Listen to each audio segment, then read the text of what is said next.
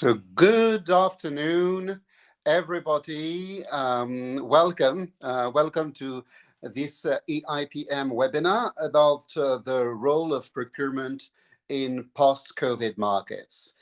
Post-COVID markets, why that? We believe that something has changed in the last 2 years, that the pandemic has changed something.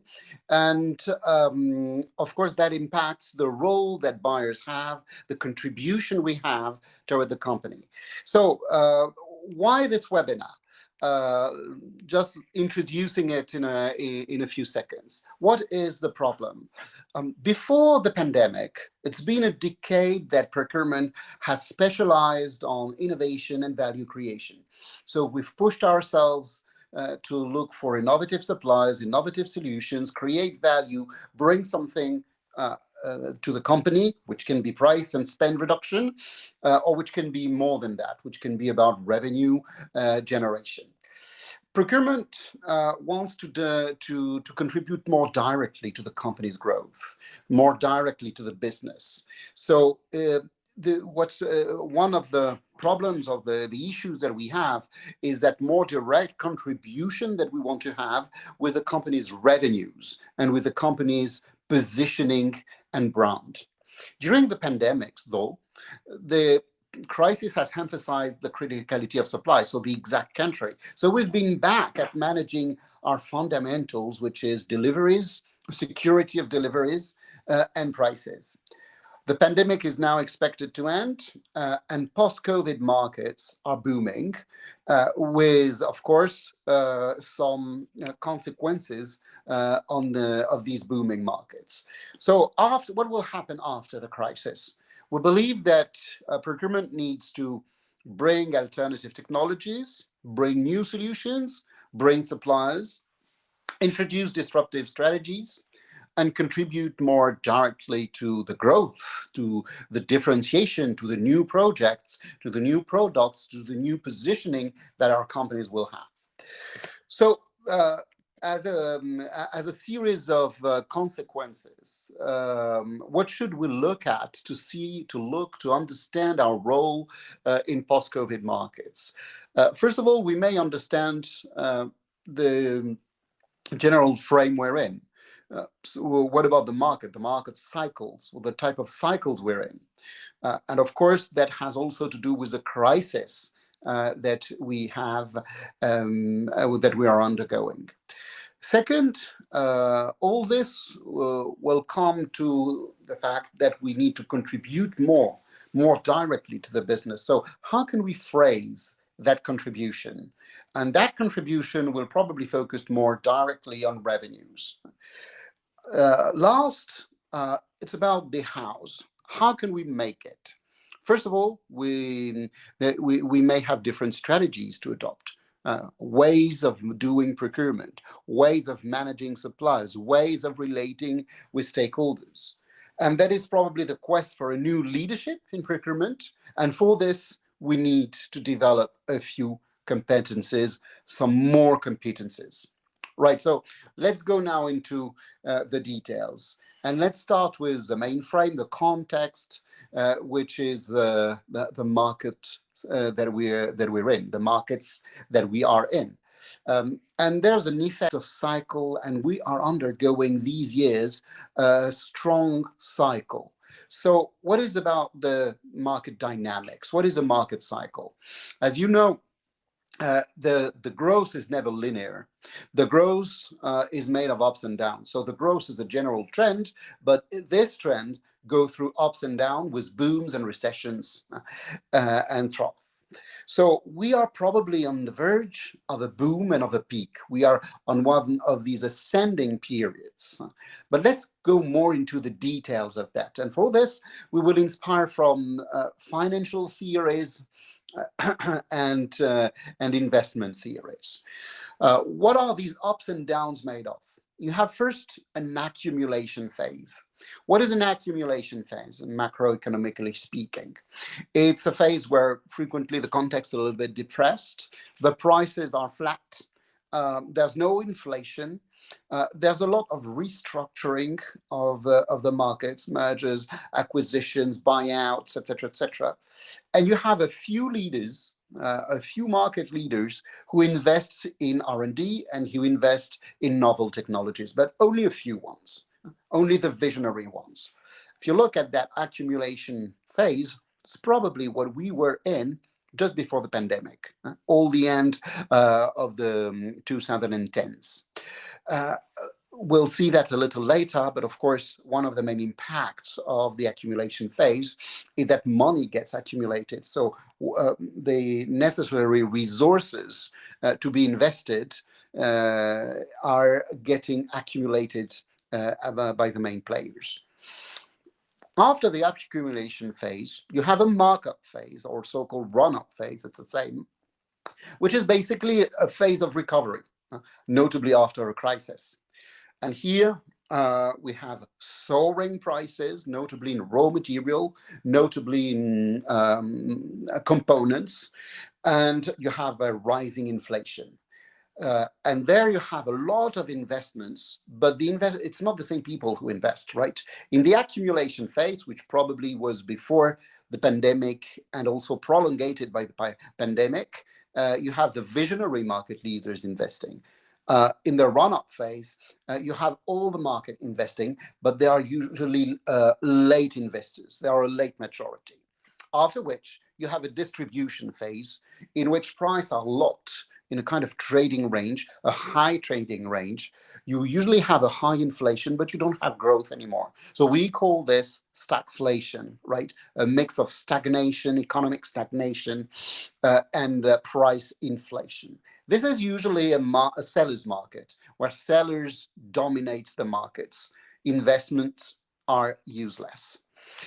After the distribution phase, you have a markdown or a rundown phase in which the context is flat and the prices start to decrease and the markets start to consolidate and the market goes for standards. So there's no investment at all, right? It's a question of volumes, of consolidation, of standardization, much more than development of new products or new technologies.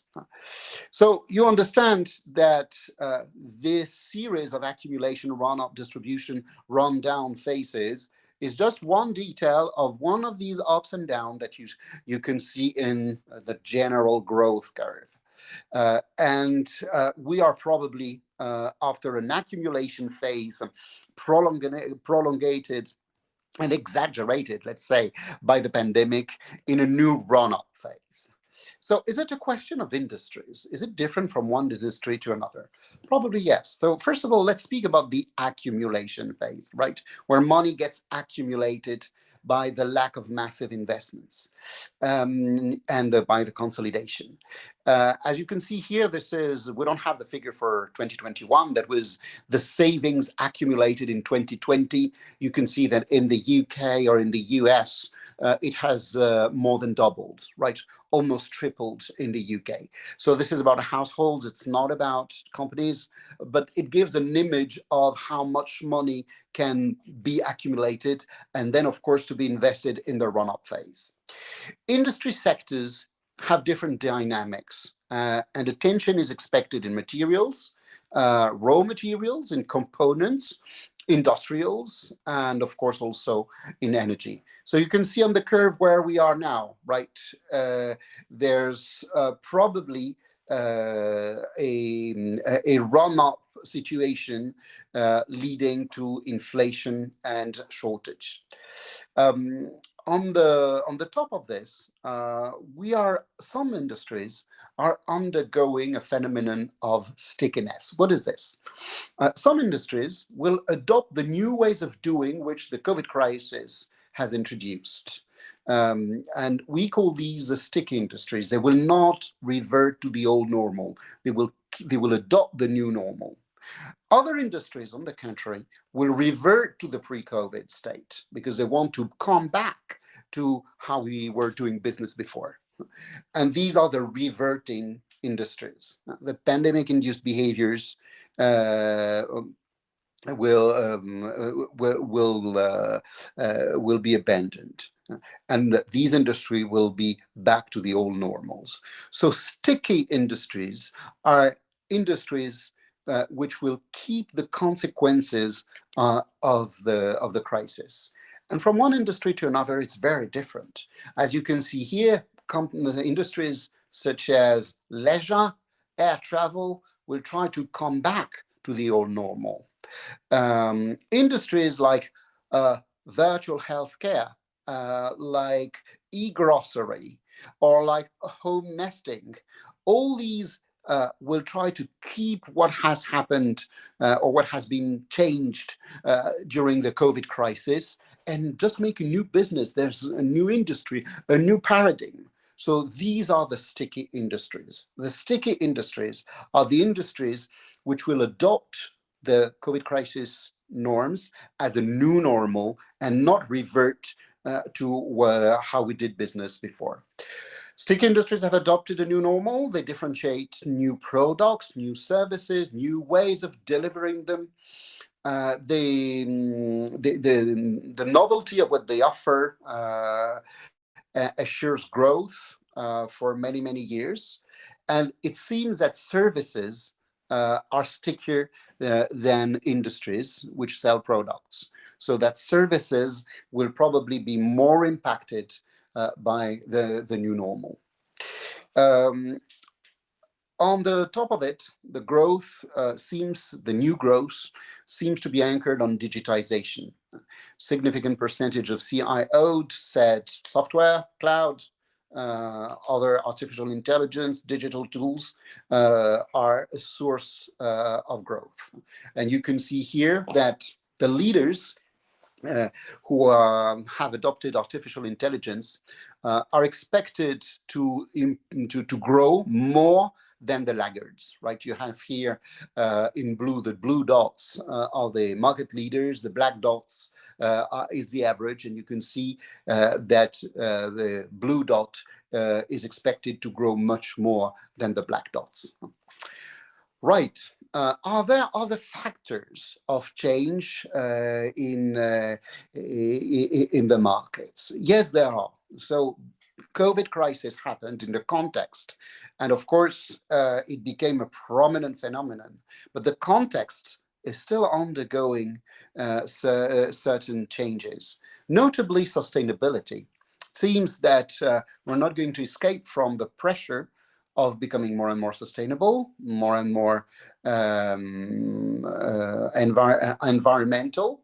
So the sustainability will help to protect the growth, to carry on the growth, to prolongate the growth, and to prolongate that market phase. In other terms, if you remember the curve, the bell curve that we have discussed 5 minutes ago, basically the sustainability will try to make that market phase go higher and last longer.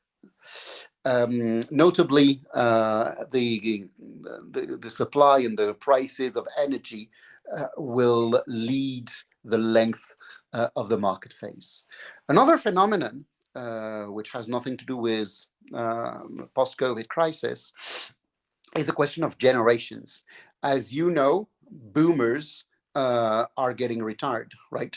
Millennials are becoming even more numerous than boomers, and post-millennials are growing too.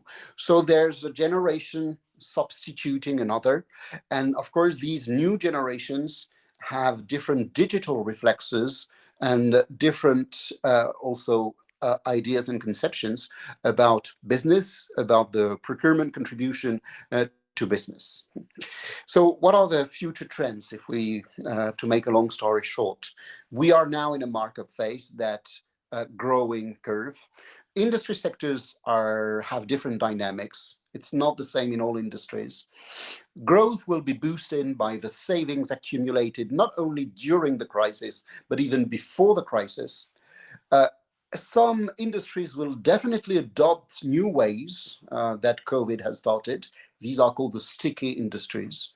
That will be anchored on digitization and artificial intelligence. Artificial intelligence leaders will improve more than others.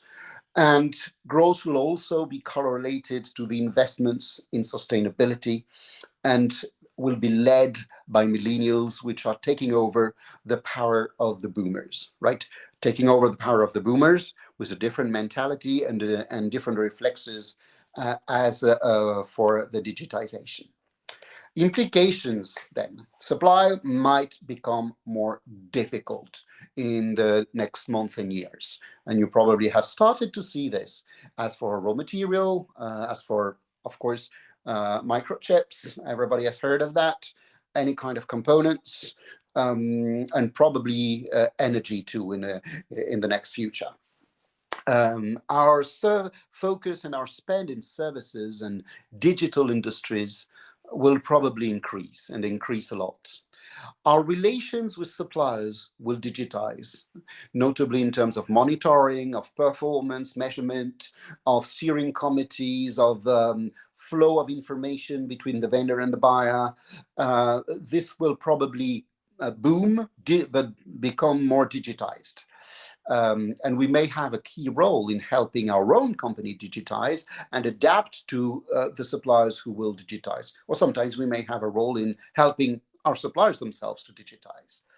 And our role as a connector with innovators may increase. So we may become more the sourcing agents which detect the innovative suppliers, onboard them, connect them with our marketing, our production, our R&D, our internal people, and make them grow and increase. And we may also have the same kind of connecting roles with sustainable suppliers, this proactive role. We will probably, we procurement, be more and more of boundary spanners, people who are able to span boundaries, go much further, go beyond the frontiers and detect suppliers, detect technologies, detect novel ways of doing, and integrate that in our supply base. Right. The context is also more than that. Because of all what we've said, risks are increasing, and there is a certain crisis. There has been a crisis called the pandemic, and there is now another crisis linked to the market phase, which is, as we've just said, shortage of raw material, of components, shortage of energy, etc., etc. So, how did it affect us? What has happened in 2020 and 2021? We've first had in 2020 a lot of delivery issues and shortages. And from the end of the year and beginning of last year, 2021, 1 year ago, we started to see a lot of suppliers having financial difficulties, bankruptcies, suppliers merging, being acquired, etc., etc. Now, in 2022, we're going to have other types of crisis. We see already prices soaring. We see a tension on volumes. All the volumes that we want are not necessarily available. We see the seller's power increase. We also see the supplier needing co-investment because they can't manage themselves to invest in everything. We see a race for digitization. Remember, artificial intelligence, leaders, laggards, and sustainability as a pressure. So basically, all these are risks and trends which we have responded to and that we need to respond to. So how did we do first? The risks entailed. In 2020, the main problem was the supply, right? Technical and manufacturing capabilities of our suppliers. In 2021, this was extended to the sub-tier, our indirect suppliers, but also we had a series of bankruptcies and financial difficulties at suppliers, which we needed to help. From 2022 and on, we will probably need to help all these indirect networks of suppliers, our second-tier suppliers, our third-tier suppliers, because frequently this is where innovation comes from. It's not necessarily from our first-tier suppliers. And we don't know these suppliers. We are not in direct contact with them. We're not managing them on a daily basis. and we need to therefore create new networks, new relations, contact them, hook them, work in open innovation, innovation platforms with our indirect suppliers. Another thing that will be happening from this year and on is probably more focus on geopolitical risks and environmental risks. Environmental risks, as you know, because they've been rising in the last 3 to 5 years. Geopolitical risks because they are appearing again today. Right, so how have we responded to the crisis? We in 2020 and 2021 we invested to make our supply chain more transparent, to work more directly even with our indirect suppliers.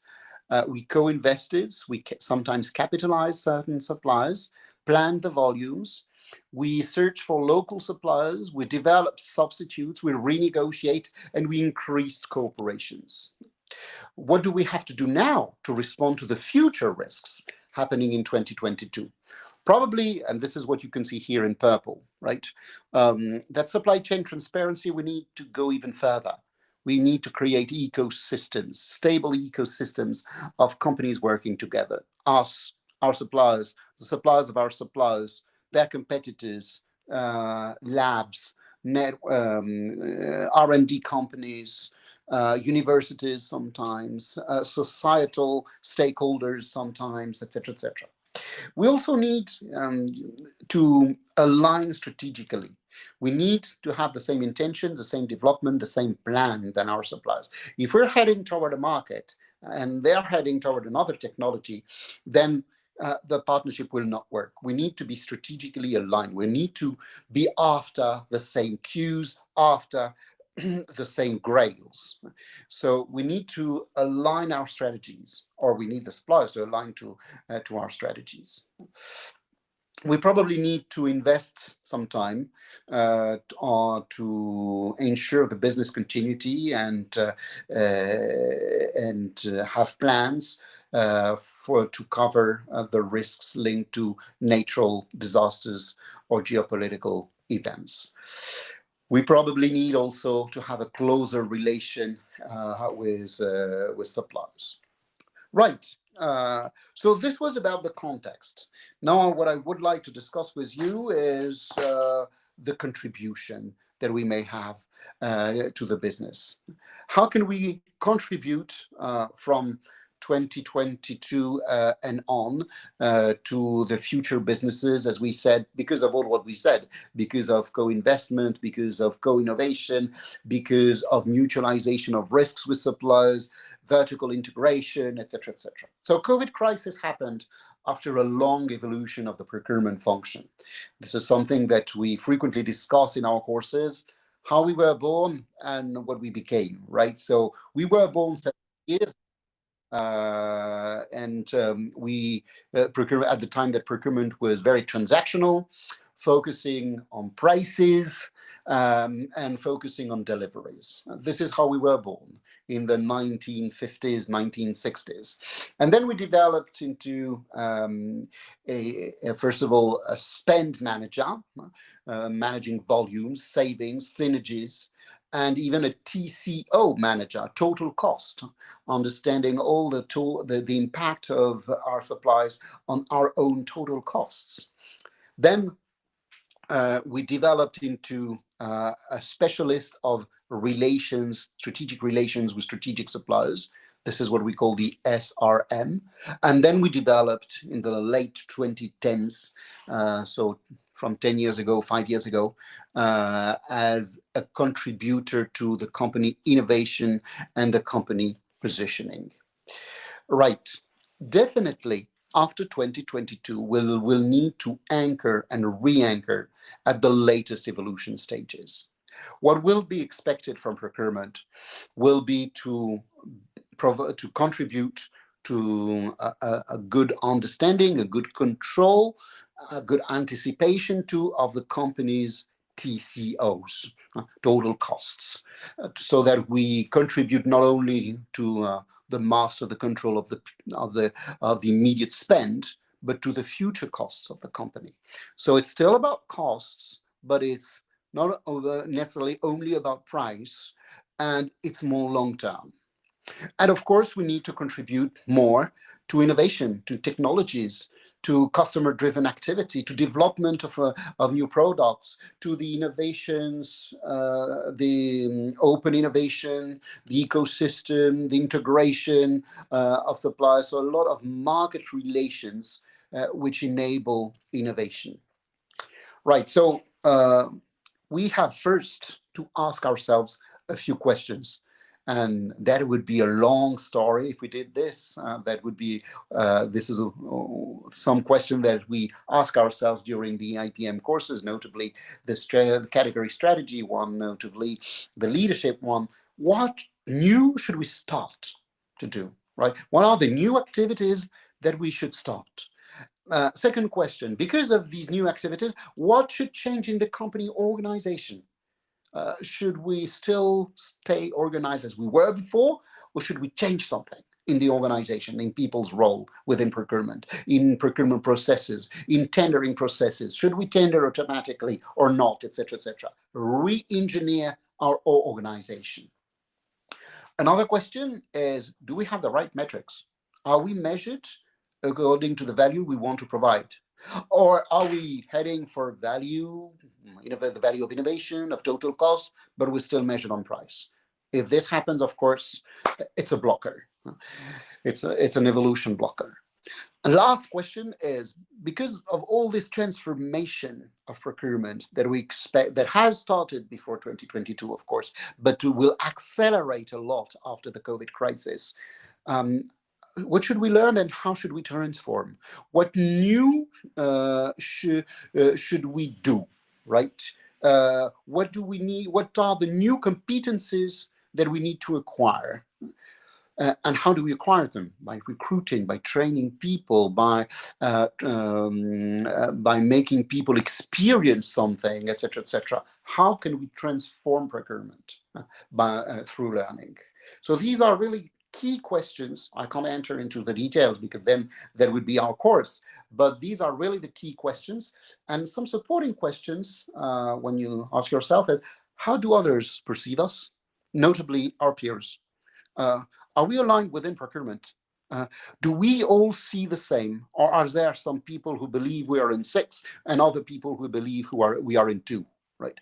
How do our stakeholders perceive us? How do they see us? Because if we want to be at 5 or 6, but our stakeholders, the prescribers that we're responding to, expect us to be at 1 and 2, that's going to be a blocker too. Where does our CPO, our management line, sees things? So we need to make sure that we're all aligned on what procurement is ought to deliver. Should we differentiate suppliers? Yes, we should. This is something that we tackle in details during our courses too. A lot of our classes around SRM, supplier relationship management, tackle that story. Strategic suppliers have a direct contribution to our strategy, our evolution, our business. Key suppliers are contributing to our performance here and now. They are contributing to our costs. They're contributing to our on-time deliveries. They are contributing to our level of quality, right? Critical suppliers are suppliers which we need because there's only one, or because we became dependent from this supplier, because we have a huge cost of transfer and that we will never divorce from them. So these are very different types of relations and even different types of processes. So the question was, should we differentiate suppliers? Yes, we should. And we should differentiate the way that we manage that kind of suppliers. Strategic suppliers, we need to create, to develop the relationship, to invest, to be in a very open minded ecosystem of people. Key suppliers, we need to manage the relationships very strongly, to align their performance with our performance expectations, notably in terms of deliveries, in terms of costs, in terms of lead time, in terms of quality. Critical suppliers, we need to reduce our strategic dependence to them. These are different stories. It's different types of stories, and these different stories needs different processes, needs even different toolbox, a different toolbox. Right.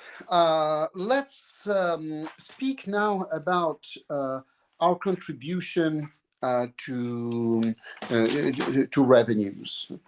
How do how can we buyers contribute to what we sell, how much we sell, the products that we or the services which we sell, etc., etc. And again, you remember that Darwinian evolution that I've showed you 5 minutes ago. This has directly to do with this.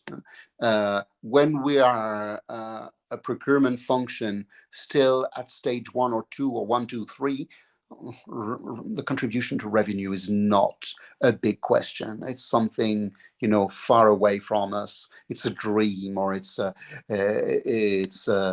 very future idea. When we are at stage 5 or 6, it's exactly what's expected here and now from us. So what should we do? How do our suppliers contribute to our revenue? There we have different types of suppliers, and this is not what we expect from us or relations. This is what they are, right? Independently from us, what their DNA is about. So you have innovative suppliers, suppliers who invest a lot, have a lot of people working on developments, usually very linked to technologies. These suppliers may contribute to the growth of our revenues through their innovations, through their technologies. You have other types of suppliers, another breed of suppliers, which are suppliers which are not necessarily innovative, but they're extremely good in being on time, having the right quality at the right time, develop things on time, to good lead time, be very flexible to our changes, etc., etc. These suppliers will contribute to our production performance, not to our revenues, but to our total costs and to our risks and to our production performance. And you have other suppliers which are cost competitors. So they're extremely good at decreasing prices by standardizing, consolidating, etc., etc. And these are the suppliers which we may need to carry on reducing the spend. So you understand, we don't need to choose. We need to have the right mix of suppliers. When you look at your procurement portfolio, you need a little bit of the red, a little bit of the green, and a little bit of blue. What has changed before, after the COVID crisis? Probably in the last years of the last decade, in the 2010s, there was a syndrome of compression, right? We went more and more for the green and the red. So we went more and more from the bottom toward the bottom of this slide. After the crisis, if we want to grow again, if we want to contribute to revenue, we need to prioritize the blue again. So we need to shift toward the top of the slide. So we need to focus on this, identify first who are the blue suppliers, innovation, and focus on them, because they are the ones which may help the growth of revenue. So the most strategic suppliers will be the suppliers who will contribute to the development of revenues, and the most strategic categories will be the products or services which will contribute to the development of revenues too. So what are the suppliers and the categories on which we should really focus and spend time on, because they are very important. They will be the ones bringing the revenue growth. It means prioritizing bits of the spend, parts of the spend, some items of spend. And if you look between here two suppliers, the blue and the brown, the blue has better performance in certain innovative needs that we have, and categories may contribute more highly, more directly or less directly to the functions which we need. So we should map suppliers and map categories to prioritize them in terms of revenue growth. Right, strategies now to adopt. Strategies to adopt what should we do what should we change in the way that we are managing procurement? Can we keep the same approach? The answer is no. We need, first of all, to change tools. Old procurement processes need to be renovated. One typical implication of that is that maybe we should not tender everything that we buy. We should change that, or have different tendering processes according to the type of suppliers. We should adopt new practices. We spoke already about ecosystem, vertical integration, open innovation, etc., etc. How to do that? We should differentiate ways of doing that are not the traditional practices of procurement. We should probably change organizations. Some companies even speak about the death of category management. I don't believe in this, but that's an interesting debate, right? Saying that we have organized everything in procurement so that we manage categories as if our plan was only to standardize everything and to manage standardized categories at a global level, right? Maybe we need to relocalize, to redifferentiate in order to leave space for the blue, for the innovation and for the strategic contribution to revenues. We should probably adapt working processes also. And we should modify perception. That's probably the hardest, but something very powerful. First of all, perceptions of others. How do people perceive procurement? How do stakeholders perceive procurement? What do prescribers expect from us? We probably need to influence that so that they change ideas, change perceptions.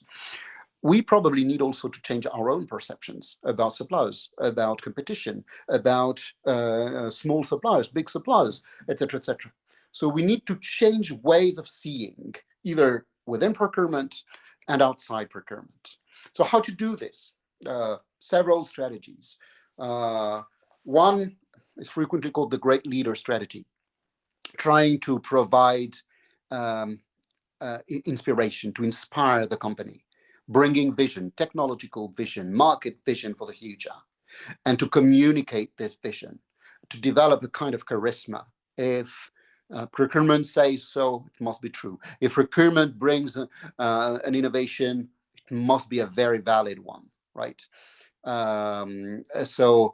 Developing an internal charisma on our vision, on forward thinking, anticipation of what is going to happen. It's very powerful, and it federates people. It makes you a leader. There are some risks, though. It's frequently centered on one or few individuals who are indeed the technology visionaries, and it can be perceived as dictatorial. Another strategy to change procurement is, we've said that already, working on perceptions. Suppliers' perceptions, stakeholders' perceptions, our own perceptions, and to communicate about this. So that is good because it's fact-based. You can make surveys. You can work on the verbatims of what people say. It's very reactive to the reality. But be careful, it's very disruptive. Frequently, it shocks people because some people say, no, I don't perceive procurement like this. Or I refuse that some people perceive it like this. So sometimes it's perceived as a loss of time and it creates an obstruction. Another strategy is what we call the learning approach, trying to change the perception of procurement, the idea of procurement through stories. business cases of our suppliers with our suppliers, business cases of product development, of co-investment, of open innovation, of hackathons, etc., success stories, exchanges. That is good because it's very practical and it's very motivational. But be careful, it needs a lot of teamwork. You need to coordinate a lot to create these stories, and then, of course, to communicate them, to tell them to the rest of the organization. Another approach is to develop influence, what we call the soft power, by approaching, developing a very special relationship with certain stakeholders who we want to influence, by being involved very early in the definition of the specification, but also involving them very early in the development of an innovative relation with the supplier, by formulating the value add, formulating a strategy, persuading more. What's good about it is that it usually hooks procurement to the top management. It makes definitely procurement a leading function, very far away from the support function we were in the past. But because we're influencing people, we may create resistance, rejection, and it needs that people are receptive to it. If they're not, then we can't develop soft power. We may also change the culture, values, common goal, the transformation process, the basic ideas which underlie people behaviors in the companies. That's very cohesive. It builds the team, but of course, it's very theoretical because it's very psychological and it's very interpersonal. It all depends on the good relations that we have with some people. Another approach is just to let the outside lead. Why do we want to change? Because we need to adapt to new markets, to a new paradigm. So if we just let competition, customers, supplying markets, notably raw materials, lead the transformation, there will be much less resistance. Right? We're just going to adapt the market, but we're not going to be leaders. We're going to react, right? So we are going to be highly reactive, but not proactive of the evolution. So all these, of course, need to be inspired from. They need to be combined. You may choose one way of doing procurement or another or all. But this is to be kept in mind, how to change procurement and consequently which new practices we should adopt. Probably we need first of all, in terms of organization, we need to re-engineer the organization, be involved more upstream to target value more immediately, articulate the competencies, roadmaps with suppliers, develop solutions in closed loop products. So re-engineer new organizations.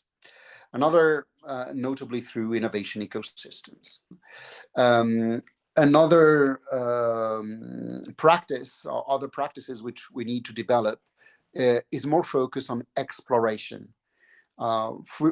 Procurement was born as a support function, and people sometimes still have the reflex of just reacting, just doing what they are asked to do. Exploring the exact country, it's spanning boundaries and exploring new territories, scouting the unknown, new supplying markets, different strategies, make or buy, different markets, etc. And there is a question here, is how much time do we invest exploring new territories? And frequently, a lot of buyers lack time to do that. Another practice, of course, is which has started already, is a move towards more cooperation with suppliers instead of competition. Competition is everybody thinks about its own value. Cooperation is that we mutualize this value and we make it grow for both of us. Co-investing, co-developing, sharing revenue, sharing risk, sharing resources. sharing costs, engaging long-term. That is something that we heavily debate and investigate in our SRM course. And we reshape, of course, the relational model by co-owning technology, co-branding devices or products or developments, by having new revenue models in which, for instance, you pay as you grow, they get more money if they help you grow. So new ways of working with a supplier where their revenues are less linked just to the supply and more linked to the creation of value opportunities. Right.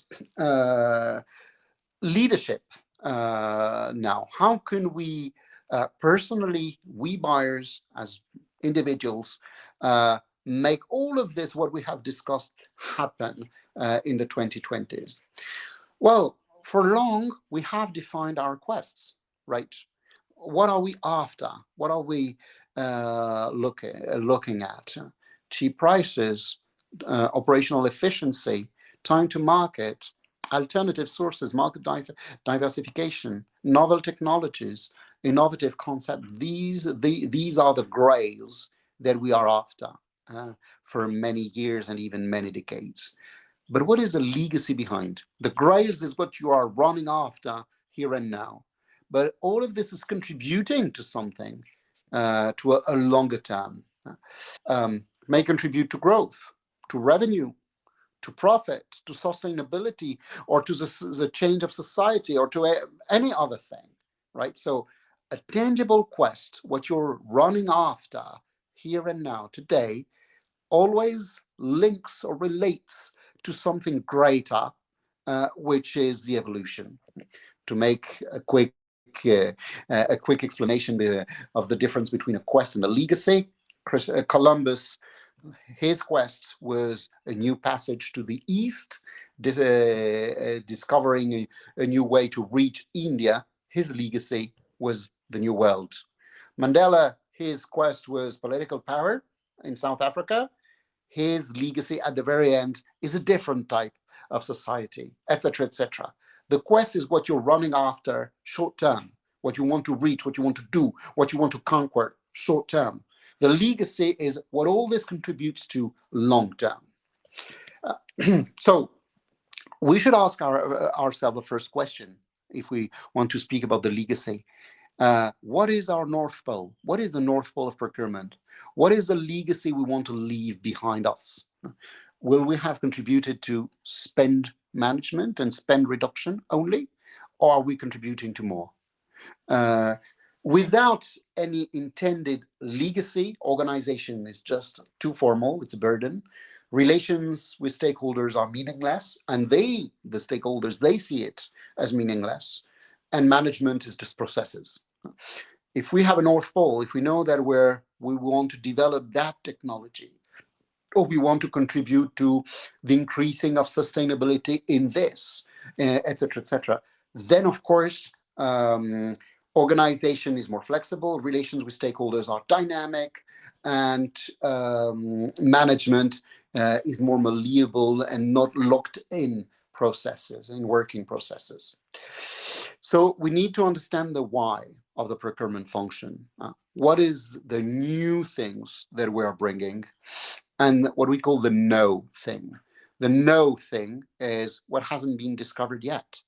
The technologies that people are not even thinking about, the organization, the value to the customer that has never been provided yet, what needs to be invented. We call it the no thing because today it does not exist. We need to invent it, to invent something radically new.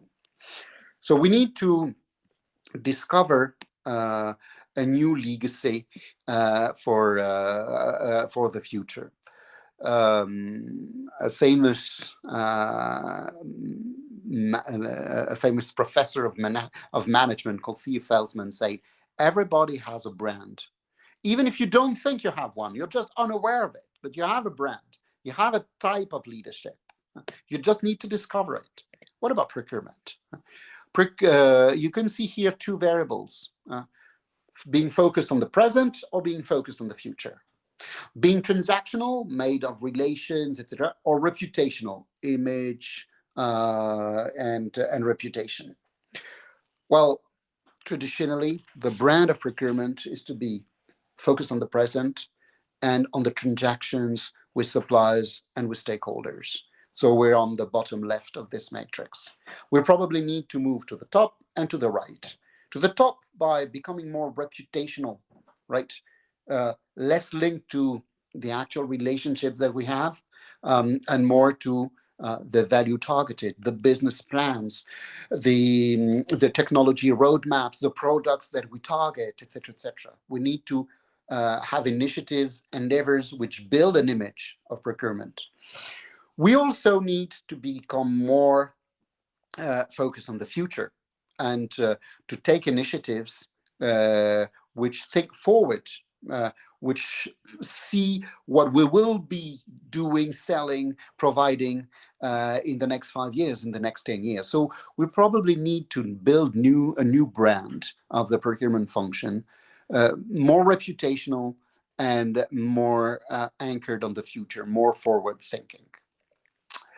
Right. As a conclusion, what are the competences that we need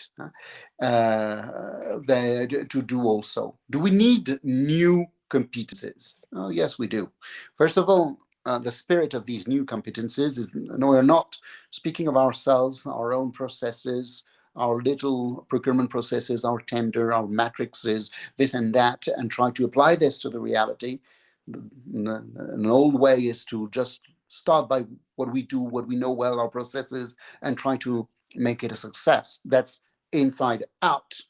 We now need to be outside in, inspired from what's happening outside the company. Long-term opportunities, threats, the change of the world, more sustainability, more risks, more a big growth expectation, a lot of technologies, artificial intelligence, digitization, etc., and try to take all these outer evolutions within procurement, starting from the outside and bringing it within the function.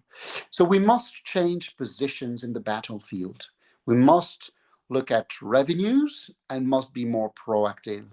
So in a less defensive and more offensive mode, attacking, offending, being offensive, and less on spend and more on revenues. So that is a spirit which can lead us to innovate more. Now, you see here a quote from a CEO vision saying purchasing is a suited function to create value within the company, create new business model. So either we take the lead, we are strategic, we create value, or we bring high efficiency, or we're at the end going to be outsourced. This is a quote from 23 years ago, right? And a little has changed, but not too much. But now it's becoming urgent in that decade because of the growth, because of the market cycle, because of the risks that we have started with. Now it's become urgent. So what are the key skills for the 2020s in a conclusion? Probably to understand the other party, the ability to put oneself in the shoes of stakeholders, to become social entrepreneurs, to span boundaries and proactively create relations with stakeholders, new people, new customers, new suppliers, new partners for our ecosystems and innovation platforms, and try to elicit a sense of belonging. We probably need to develop charisma, be able to lead not only through our transactions and our relations, but about the image, what we're broadcasting publicly about what procurement does. We probably need to be more perceptive, trying to know more, get more data from the markets, from the stakeholders, even from our customers, and increase that sensitivity to this, all these weak signals of the evolution. We probably need to develop our our abilities to think long term, and what we call forward thinking, to think about the future, to anticipate the evolutions. We need to elicit also a kind of appetite to know, to learn, to transform, constantly be willing to change procurement and to change oneself. And we probably need also to increase our plasticity, the ability to change, conviction, to transform, and that through this cognitive appetite, we're becoming something different, and that we constantly transform. Last one, obviously, we need to foster a culture of creativity, ability to generate new cues, novel ideas, to elaborate systems or constructs. Right. Uh, this is the end of this webinar. I will be very happy to answer to the questions I will see on the chat. Thank you for your attention. If you haven't done so, you can ask questions on the chat. I'm afraid I will not be able to answer all the questions because I see a lot of questions, but I'll try to answer some of them. I've got a question from Luis. That's a very interesting question. How deep the purchasing process automation should be, sourcing, procurement, both. Yeah, I think automation is probably one of the ways that we can have all this happen. Because today, a lot of buyers don't have time. They don't have time to do all this, and they're locked in processing, is which they spend their days checking deliveries, checking prices, negotiating, sending POs, and this and that. When all this becomes automated, of course, people will have to change what they do. So automated doesn't mean that you spend no time. There's still a lot of time to be to monitor the automated system, but less time.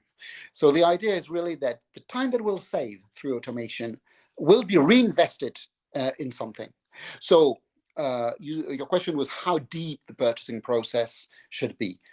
My answer is as deep as possible. Automate, automate, automate, because this is the key to push your people, to ask your people, to motivate your people to start to do new things.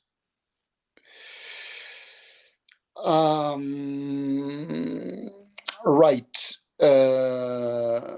I've got another question here, and an interesting one. Do you think that procurement officers should have a decent technical background or maybe sales experience or to better function in their roles? I have two levels of answers. The first level of answer, pretty cheesy, is to say we need both, right? Now, the second level of answer, it's because we need both. Maybe we have already developed one and we need to develop the other one, the other side. And you're opposing technical background to other experiences, such as sales experiences. Do we have technical background? In many of the companies, oh, yes. Buyers have been buyers for 20 years. They have been trained at the best institutes like EIPM. They are certified as category managers and this and that. We have a lot of technical background. We have a lot of technical capabilities. What we need to develop is all the rest. And notably, you're saying sales experience, excellent point. Techno experience. I know a bank who recruits activists because they want to be sustainable, to show sustainability, and to say, well, how best to become more sustainable than recruiting an activist which opposes us today, and we ask her to do the same, but internally, to help us change, right? Wow, what a strange recruitment, right? Recruiting your old enemy. But that has proved to be very efficient. So people coming from the outside world, people coming from sales, people coming from marketing, that is absolutely important. people coming from suppliers, from the innovative suppliers, and they bring all their technology knowledge. Yeah, we need to develop that, because yes, we need the technical background. Of course, we need it, but we already have it. Now, what we need to develop is all the rest. I'm running because I see a lot of questions, and it's already, it would be time to close. The How will artificial intelligence change the traditional procurement? Some companies are using digital sourcing. Yeah, indeed. Artificial intelligence, I hope, and it's said to be revolutionizing procurement in the next decade.